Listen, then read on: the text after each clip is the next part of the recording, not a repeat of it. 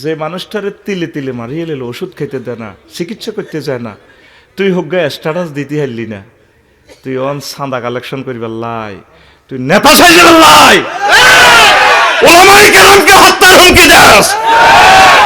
আমি কি করেছি? আমার 60 লক্ষ টাকার গাড়ি আমার মিডিয়ার কেন ভাঙলা তোমরা?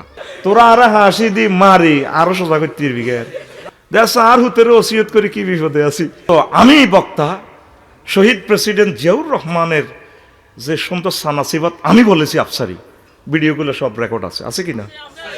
আমার ছেলে রাফিউল্লাহ এবং অলিউল্লাহকে বলছি, প্রিয় সন্তান, আমি মারা গেলে যথাসময়ে আমাকে কবর দিবে। স্ট্যাটাসটা তো আপনারা দেখছেন। এর আগের স্ট্যাটাসে আমি আল্লাহর প্রিয় বান্দির জন্য দোয়া করছি। স্ট্যাটাসটা আগে তো কেমন? শহীদ প্রেসিডেন্ট জিয়াউর রহমান রহেমাহুল্লাহ তাআলা এর ওয়াইফ, সাবেক প্রধানমন্ত্রী, মহান প্রভুর জিম্মায়, মহান আল্লাহ তাকে ক্ষমা করে জান্নাতের মেহমান হিসেবে কবুল করুন। স্ট্যাটাস এটা তো আর নকল করতে ইত্যান্ন, টাইম লাইনে গেছে গা। এই যে ওনার নাম কেন ধরলাম না, হাদিস শরীফে যতগুলো মহিলা সাহাবী আছে তাদের ছেলে নিয়ে অথবা তাদের স্বামী নিয়ে বা তাদের আব্বা নিয়ে মহিলাগুলোর নাম লেখা। আসমা বিনতে আবি বকরিন, আয়েশা সিদ্দিকা, খাদিজা বিনতে খুয়াইলদ। আমি ম্যাডামের নাম ধরি নাই, কারণ তার নামটাও ফর্দা। আর আমাদের শহীদ প্রেসিডেন্টের নামে কি লিখছি? রহেমাহুল্লাহ তাআলা। স্ট্যাটাসে আসেনি? বাংলাদেশের অদ্বিতীয় একটা স্ট্যাটাস দেখান যেখানে রহেমাহুল্লাহ তাআলা লিখছি। তাইলে আমি ঘুম থেকে উঠলাম, ফজর পড়েছিলাম কালকে 9টাতে, উঠি এটা দিলাম। এরপরে একটা স্ট্যাটাস দিলাম, আমার ছেলে রাফিউল্লাহ এবং অলিউল্লাহকে বলছি, প্রিয় সন্তান, আমি মারা গেলে যথাসময়ে আমাকে কবর দিবে। কারণ আমি যদি জান্নাতি হই, কবরে আমার খানার প্রস্তুত আছে, আর যদি জাহান্নামী হই, কবরে আমার মায়ের প্রস্তুত আছে। তোমাদেরকে আমি অনেক কষ্ট করে, যত্ন করে, আদর দিয়ে বড় করেছি। আমার কবর নিয়ে, মৃত্যু নিয়ে, এগুলো নিয়ে যাতে তোমরা কোনো টালবাহানা না করো। হে প্রিয় সন্তান, আমাকে যথাসময়ে কবর দিও, আমার লাশ নিয়ে টালবাহানা করিও না। পৃথিবীতে অন্তত যথাসময়ে আমার মৃত্যু সংবাদ এবং কবরস্থ হওয়ার এটা আমার নাগরিক অধিকার। এই অধিকার আমার আল্লাহ এবং রাসূল সাল্লাল্লাহু আলাইহি সাল্লাম দিয়েছেন। প্রিয় সন্তান, তোমার কাছে শুধু আমি এইটুকু চাওয়া পাওয়া, আমার বন্ধু বান্ধব, আমার দেশবাসী যাতে যথাসময়ে আমার মৃত্যু সংবাদ শুনে আমার জন্য দোয়া করে। আমার মৃত্যু নিয়ে কোনো কারছবি করিও না। রাফিউল্লাহ এবং অলিউল্লাহ, তোমাদের দীর্ঘ জীবন কামনা করতেছি। আসসালামু আলাইকুম ওয়া রাহমাতুল্লাহি ওয়া বারাকাতুহু। এটা হলো পরের স্ট্যাটাস। আমি কি অন্যায় করে ফেললাম? শুধু হত্যা আর হুমকি। যে মানুষটারে তিলে তিলে মারিয়ে এলো, ওষুধ খেতে দেয় না, চিকিৎসা করতে যায় না, তুই হোক গে স্ট্যাটাস দিতে হারলি না, তুই অন চাঁদা কালেকশন করিবার লাই, তুই নেতা সাইজের লাই, ওলামায়ে কেরামকে হত্যার হুমকি দাস, তুই কোরআনকে বন্ধ করতে চাস। রব্বুল আলামিন সব গুনে গুনে রাখতেছেন। ওসিয়ত করা তো এটা প্রত্যেক মুসলমানের অধিকার, এটা তো ফরজ। আমার ছেলেরে বলে দিছি, যদি খানায় কাবার ইমাম হও, কোন বিশাল নেতা হও, মিটিং করবা, সব করবা, আব্বু যদি কোথাও অসুস্থ থাকি, আইসিইউতে থাকি, আগে আব্বুর সাথে দেখা করে যাবা। তারা মাদ্রাসা এলে তাদের গ্রাম নেই, আব্বা আম্মা এগুলো দেখলে খুশি হয়, অসুখ লাঘব হয়। ডাক্তারের শেষ অবস্থা কয় উনি আর সারবে না, ওনার মনে যা চায় তাস্তাহি আনফুসুকুম, মনে যা চায় তা খাক, ওনারা আর বাধা দিয়েন না। শেষ এইটা, তার খুশি থাকুক। আল্লাহু আকবার। আমি কি করেছি? আমার 60 লক্ষ টাকার গাড়ি আমার মিডিয়ার কেন ভাঙলা তোমরা? এটা শিখেছি তোমাদেরকে। অনেক শিক্ষক অনেক রকমের শিখায়, কারেকশনটা দিবে কি? আর কি কোনো নবী রাসূল আসবে? আসবে দুনিয়াতে? এত সুন্দর স্ট্যাটাস এর আগে আমি স্ট্যাটাস দিয়েছি। অন্তত আমি বক্তা শহীদ প্রেসিডেন্ট জিয়াউর রহমানের যে সুন্দর সানাসিবাত আমি বলেছি আফসারি, ভিডিওগুলো সব রেকর্ড আছে কিনা? পৃথিবীর অদ্বিতীয় নেতা আমি আফসারি বলেছি। দ্বিতীয় নম্বর আমি স্থান দিয়েছি ডক্টর ইউনুস, মহামানব। তুমি কোন সাহসে, কেন, কিসের স্বার্থে, কার প্ররোচনায় তৌহিদি জনতা ব্যালেটের মাধ্যমে এর জবাব দেবে ইনশাআল্লাহ। তোরা আরে হাসি দি মারি আরো সোজা করতে দিবি গে, আমি মরিও তো সোজা হইতাম না।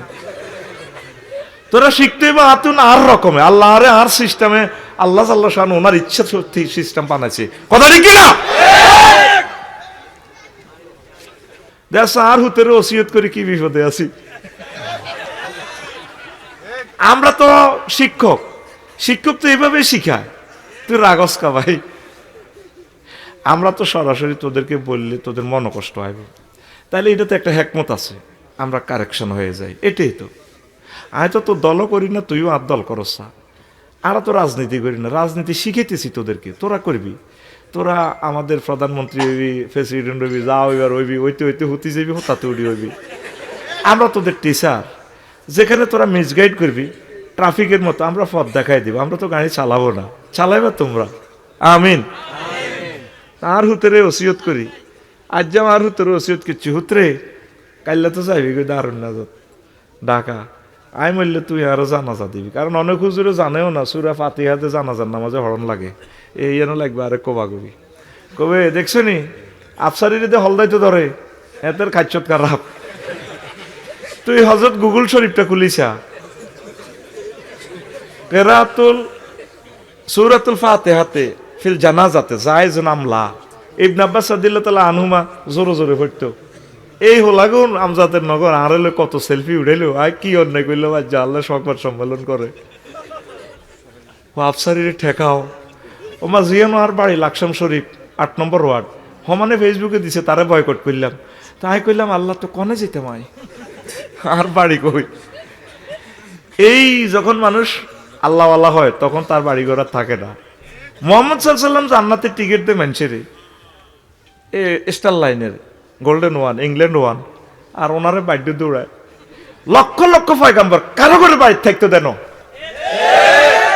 যখন দেখবেন যে হুজুরটা ওয়াজটা অ্যাকশন লই কয়, এতের ওয়াজ বন্ধ হইব, এতের মার দিব, এতের গাড়ি ভাঙবো, মনে করবেন এগে আসল রাসূল সাল্লাল্লাহু আলাইহি সাল্লামের কলিজার টুকরা। আল্লাহু আকবার।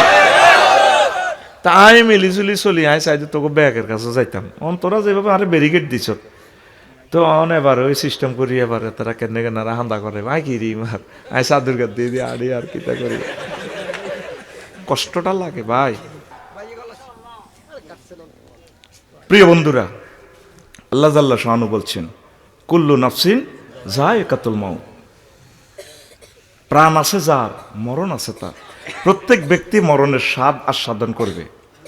আমরা জিহবাদি খাই না, খাই কি জিহবাদি, গরুর প্রাণটা যাইতে দেখবেন যে জিহবাটা বের করে মা কই ওঠে, জবাই করে মা কই ওঠে, মাথাটা কিভাবে মারে, দাঁতের মধ্যে জিহবাটা আটকাই দিয়ে কামড় দিয়ে আলাদা করে এরপরে প্রাণটা যায়। এইভাবে আমার আপনার এই জীবনটা যেতে কষ্টটা করা লাগবে।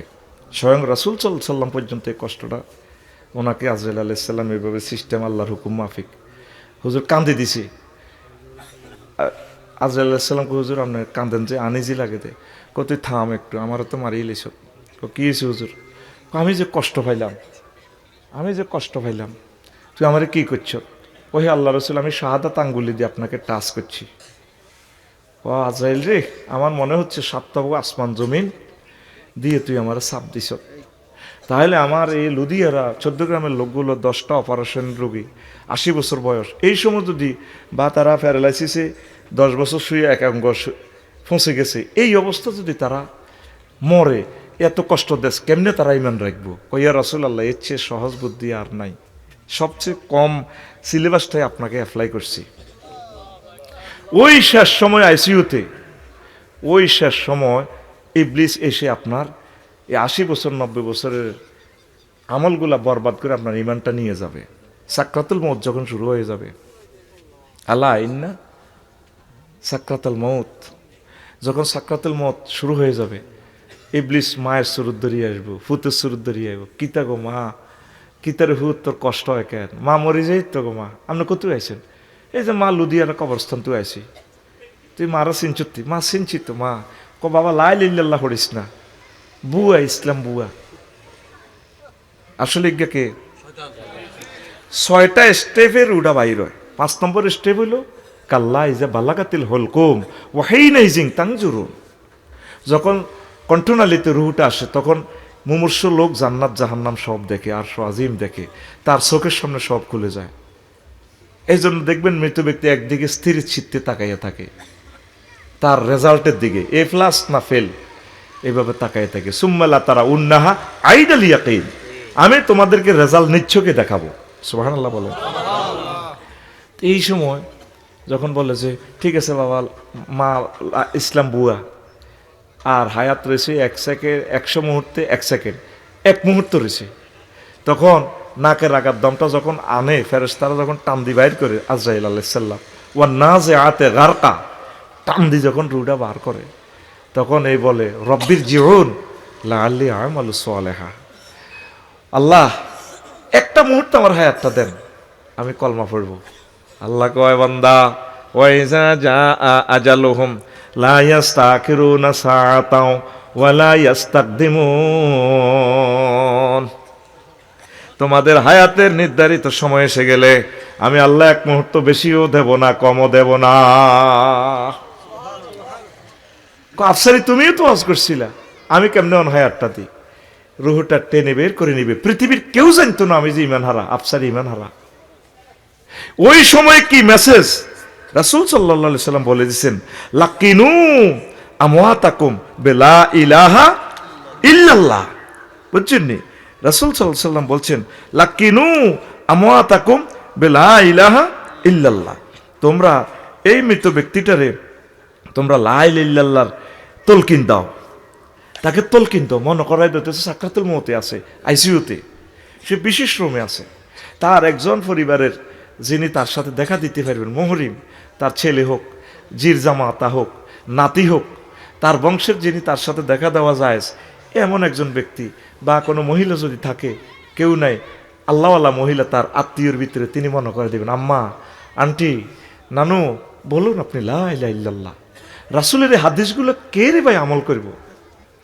তো এই সময় লা ইলাহা ইল্লাল্লাহ পড়লে তুই তো জান্নাতে যাবি গা। এই কথাগুলো আমরা ছাড়া কে বলবো?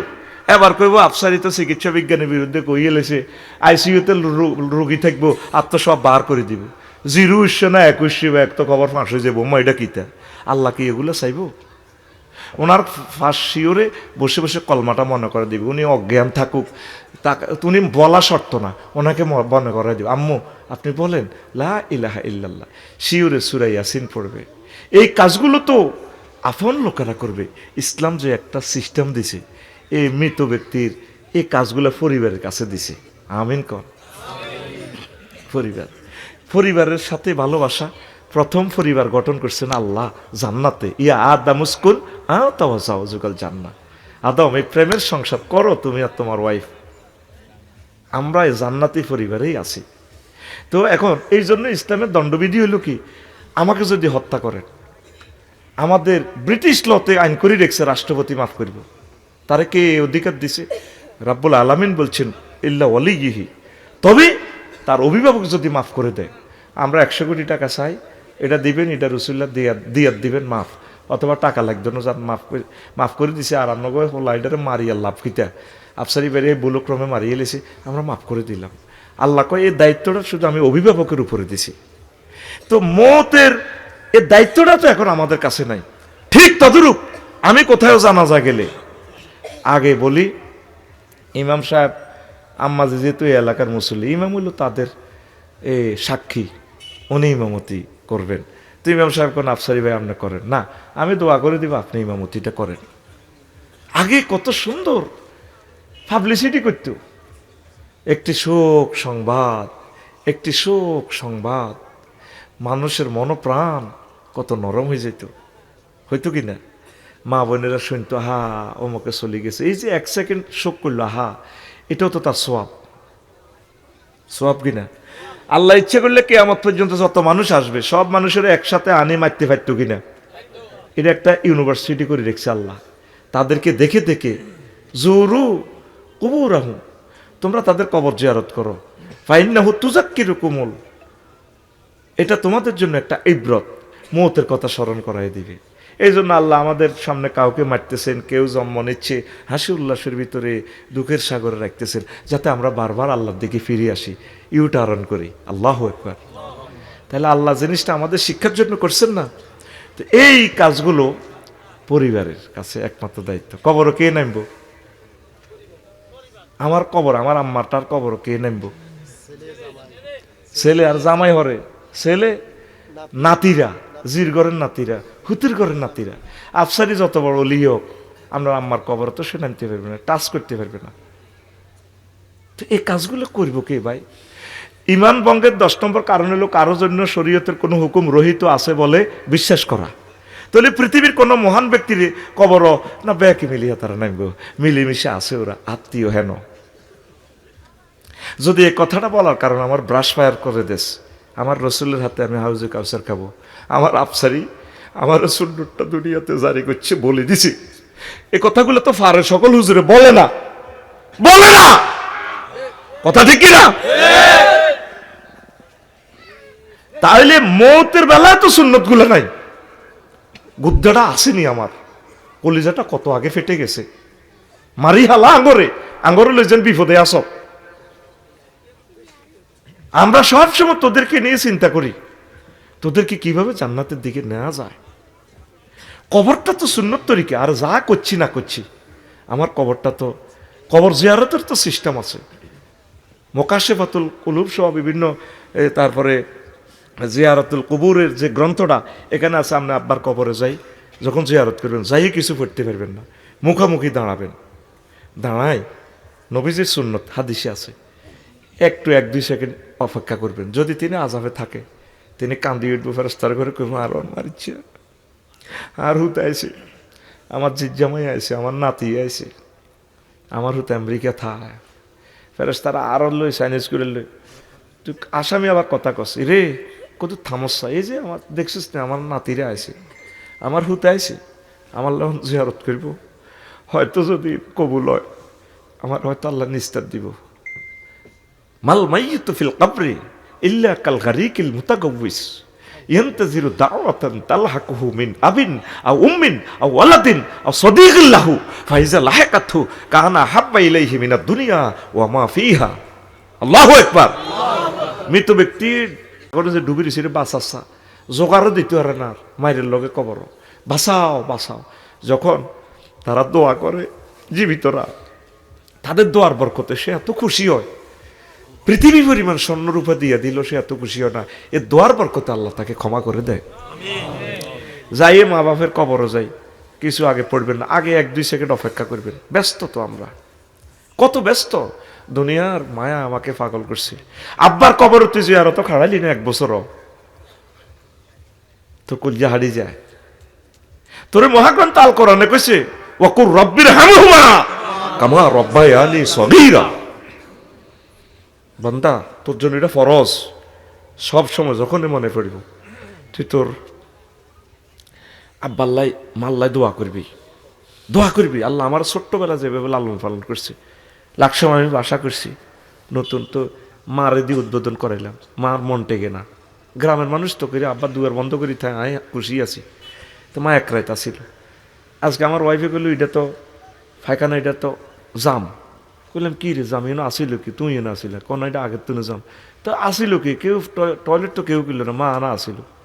তো মিস্ত্রি ফোন দিলাম, স্যানিটারি মিস্ত্রি 5 ফিটার আইসি, হেতে ইটার হলতা আইকো কিতা কই টাইল চলা মশল্লা হালাইছে, আইকো না কোনো কিতে হজ্য তেনা মেনা কনা হেতেরে মারিও, এখনো মারিচ্ছে।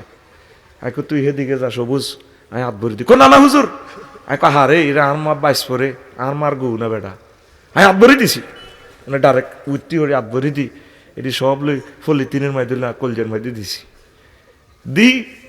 এটা শিক্ষা তোদের জন্য। আমার পুকুরের গাটলার কাছে এটা দাফন করছি, এগুলাই মাটি হবে, এই পুকুর বৃষ্টির পানিতে যায় পুকুরে যাবে, আমার আম্মার স্মৃতিগুলা থাকবে। কিছু জিনিস তো ফ্যামিলির ভাই, তুই হুজুর রে জিয়ারত করাবি ঠিক আছে, অসুবিধা নেই, এই কাজটা তোরে করতে হইবে ভাই। নিজ হাতে আম্মাকে নামাতে হবে, আব্বুকে নামাতে হবে, ফ্যামিলির একদম যিনি ভাই বাতিজা নাতিরা ওনারা নামবে। তো এটাও যদি এটা লইও যদি কন্যা রাষ্ট্র না, বিভিন্ন কবর যে দেখলাম যেভাবে বিভিন্ন রাষ্ট্রের, বাংলাদেশের না বাইরে, আবার কন দি তোরা আমার রাষ্ট্রদ্রোহী কই মারস শুরু করস, যেভাবে এমনি দি এভাবে দি আতিগারে গুড়াল লাগছে। আমি দেখলাম ভিডিওতে, ও মা গো কি থেকে শুরু করলো গো। আল্লাহ রসুলের এরকম সুন্নত আছে? আল্লাহ রসুল তো সকল মন্ত্রণালয়ের প্রধান ছিলেন। আল্লাহর রাস্তা আপনাকে পায়ে হাত রাখি বলি, সংসদে এই আইনটা কইবেন যে ইসলামিক স্কলাররা বাউজের না কবর দেয়, আমরা রাষ্ট্রীয়ভাবে ওনারা 21 পদক 22 পদক নোবেল প্রাইজ দুনিয়ার ব্যাগ দিয়েলাম। রাষ্ট্রীয়ভাবে যদি বলতে যে 9:30 বাজে, প্রিয় ব্যক্তিদের জন্য আমরা দোয়া করে সূরা ফাতিহা 3 বার, সূরা ইখলাস 3 বার, 10 বার দুরূদ শরীফ পড়ে দোয়া করবেন। দোয়াটা ভিডিও আকারে দিবেন প্রত্যেকে অফিসের টাইম লাইন থেকে, আমরা দেখব, গোয়েন্দা বিভাগ দেখবে।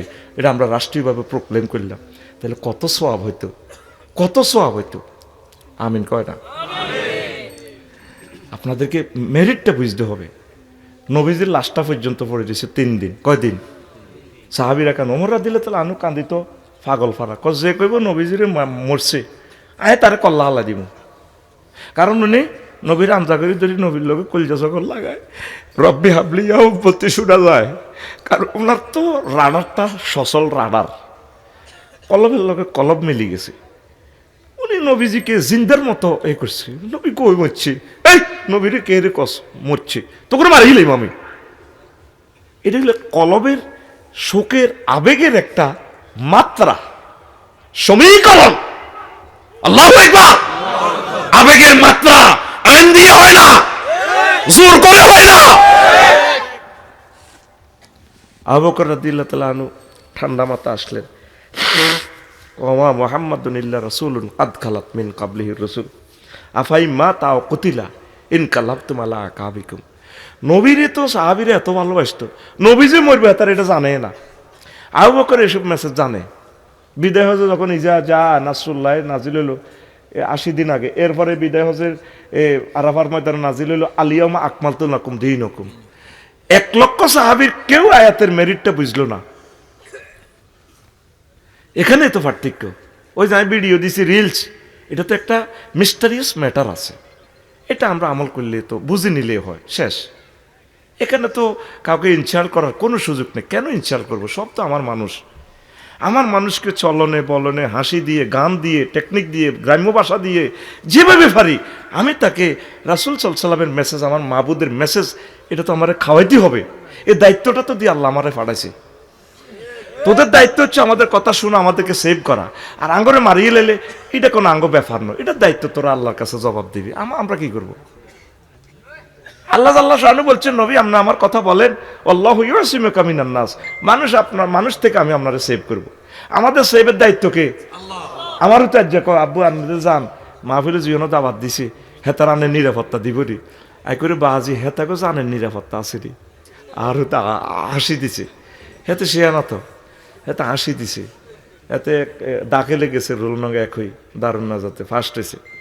আমি একদিনও আর ভিতরে চাইতাম যাই না, আল্লাহর কাছে আমানত করে দিছি বাজি হর গই কি তো এবি অগই আয় আল্লাহরে ফোন দিয়ে। কারণ আয় চাইতাম গেলে তোর বন্ধু বান্ধব আরও আছে 1400 লাইন, কবে আফসারি হুজুর মনে ইন্টারফেয়ার করে এত রুল নম্বর 1 করে এলেছে। আয় এলে যাই না, কত তাকওয়া নিয়ে আমরা চলতে চেষ্টা করি। ওস্তাদেরা সব আমার ভালোবাসার লোক। আয় কইছি আর হুজ্জে কইছো না, তুই তোর যোগ্যতা বলে আগাইবি রে আব্বা। আয় হাইতাম না, সব দুর্নীতি করতাম। কারণ আরেকটা ছেলের যদি হক নষ্ট হয় তাহলে তো আল্লাহর কাছে কি জবাব দিব? কামেল বাইবাতে শুধু রিকোয়েস্ট করে আমি 20 নম্বর নিতে পারলে আমি ফার্স্ট অ্যাটেন্ড করি। আমি যা পাইছি আলহামদুলিল্লাহ করে চলিয়েছি। নো, আমি সেটা করব না। আমার রব সব দেখতে পাচ্ছেন, কার অধিকার আমি নেব? আল্লাহু আকবার। কষ্ট হয়? কষ্ট হয়নি তো কইলাম মেরে বাজি হেতা কত জানেন নিরাপত্তা নেই, যখন আরো হুন্ডা দিয়ে আগাইতে যাবে এত হুন্ডা অ্যাক্সিডেন্ট মরলে ওই পাকিস্তানের প্রেসিডেন্ট মনে লিয়াকত-ই-আলী না কিতা ভাই এরকম শুনছিলাম আর কি ভাই। তো ওনারে বডিগার্ড ডাকছে, পিস্তল লেখা AK-47 লেখা হারিছে। এবার উনি গেছে মরি, বইটা অবস্থা না কেমনে, কামরুল ইসলাম সাহিদ আনসারি ভাইয়ের ওয়াজ এটা শুনছিলাম আর কি। এবার হেরা জিজ্ঞেসি কি ও তুমি কনে আসিলা, এতে মরি গেল। ভাইও হাম বডিগার্ড হায়, রুহ গার্ড নেই হো सकता। কইও স্যার আই বডিগার্ড এর হরা দিছে না, তো পিস্তল ধরে রয়েছি বডিগার্ড অনেমিয়াতে বিত্তে বিত্তে মরি গেছে, হয়তো কইতে চাইতাম না। তুই দিয়ে আরে মরণের দমকটা দেশ, গালিগালাজ করস, তুই কার লগে কি তুলনা আমার দেশ? ওই মেহেদিপুরের প্রিন্সিপাল বললো আমার আফসার ইউ, যে লোকটা কালা কালা রাসূলুল্লাহ বলে, এই লোকটা কোনো সহজ সরল ছোট্ট লোক ন পৃথিবীর। রাসূল সাল্লাল্লাহু আলাইহি সাল্লামের মুহাদ্দিস কোন ছোট্ট মোট্ট লোক ন। তুই কার লগে কিতা মিলাস? হ্যাঁ, তুই কারে মিলাস? তাম পৃথিবীর সকল জ্ঞানী বিজ্ঞানী একসাথ কর, একটা ছোট্ট একটা আলেমের সাথে সমকক্ষ হবে না।